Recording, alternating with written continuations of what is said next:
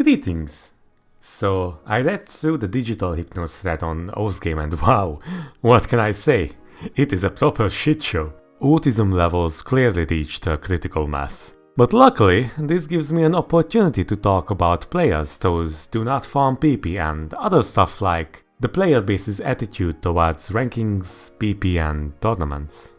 So the main problem here is that digital Hypno is clearly not on 4-digit level and that he signs up on way too many tournaments, giving no chance to other 4-digit players to win a shiny badge or some free supporter. Or at least that's what the majority of displeased players think. The fix to this whole issue is pretty straightforward, but let's dissect the issue first. So, is digital Hypno a 4-digit? If we consider the general skill level of a 4-digit player, then yeah, he's on another level without a doubt. He has already proven that in terms of skill and tournament performance, he is one of the best, if not the best 4-digit player.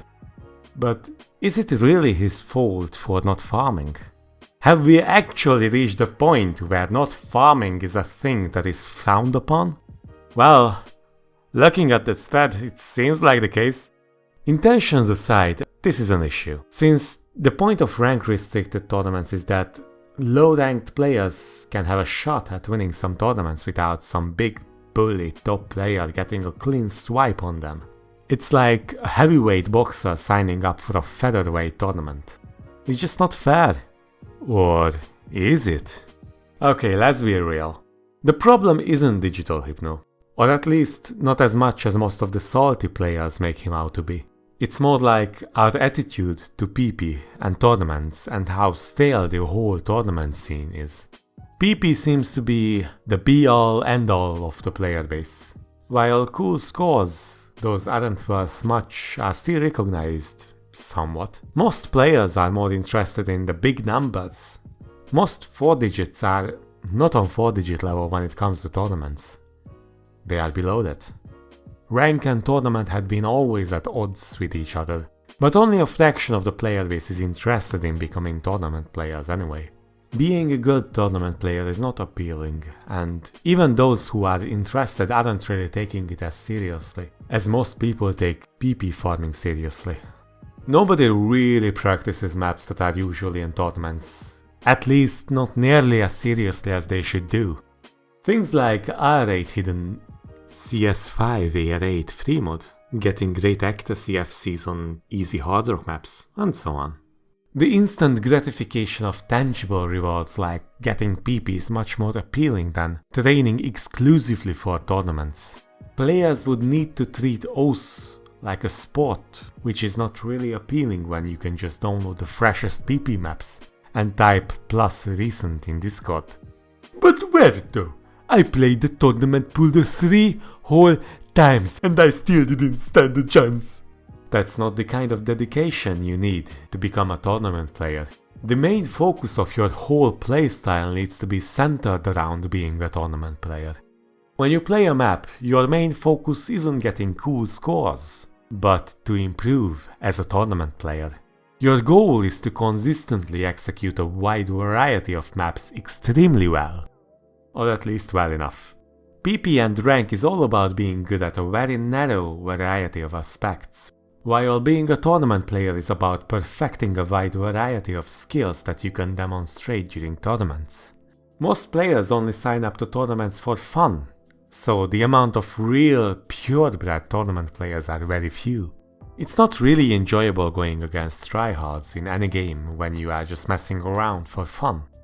Talented players those could climb up very high in the rankings even with minimal effort will have to choose between placing themselves in a higher bracket, facing much tougher opponents, or not trying at all to stay in a lower bracket and have an easier time winning, while they can focus on doing the things tournament players should. Farming PP is counterproductive to becoming a better tournament player in every sense. The whole process with retrying after shit misses and the type of maps that are usually farmed are not compatible with how a tournament player should be playing. Rank restricted tournaments are a norm nowadays, but rank doesn't necessarily correlate with skill, especially not tournament skill. which requires an entirely different attitude towards the game. That's a huge problem in the tournament scene, since the rank limits are supposed to give a rough estimate of player skill, like weight class in boxing. It is unfair that a very experienced tournament player can participate in these lower weight class tournaments.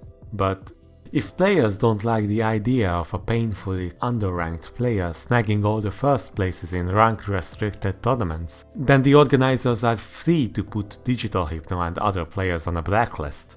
And in case he is participating in one, feel free to boycott the tournament if you feel so strongly against him. I mean, as we saw it during OVC 2015, the organizers can blacklist boycotters in further tournaments they organize, so two can play that game.